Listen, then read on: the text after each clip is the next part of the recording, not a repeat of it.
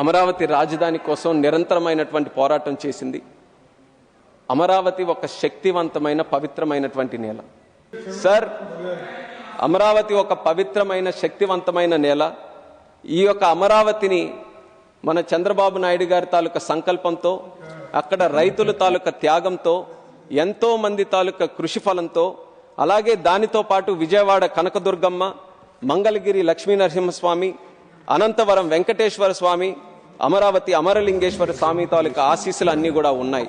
అందుకే ఎంతమంది దీని మీద కుట్ర పన్నినా, దీన్ని ధ్వంసం చేయాలని చూసినా ఒక్క ఇటుక మొక్క కూడా అమరావతి నుంచి ఏ ఒక్కరు కూడా కదపలేకపోయారు సార్.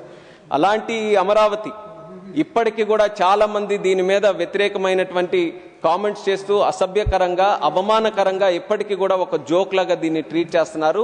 వాళ్ళకి ఖచ్చితంగా భవిష్యత్తులో ప్రజలు బుద్ధి చెప్తారు. ఆ భగవంతుడు కూడా వాళ్ళకి సమాధానం చెప్తాడని ఈ సందర్భంగా తెలియజేసుకుంటున్నాను సార్.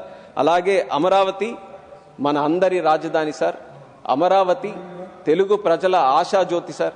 ఆంధ్ర ప్రజల రాజధాని, ప్రజా రాజధాని. అటువంటి అమరావతి అజరామరంగా అభివృద్ధి పదంలో ముందుకు కొనసాగుతుందని తెలియజేసుకుంటూ జై అమరావతి, జై ఆంధ్రప్రదేశ్, జై భారత్.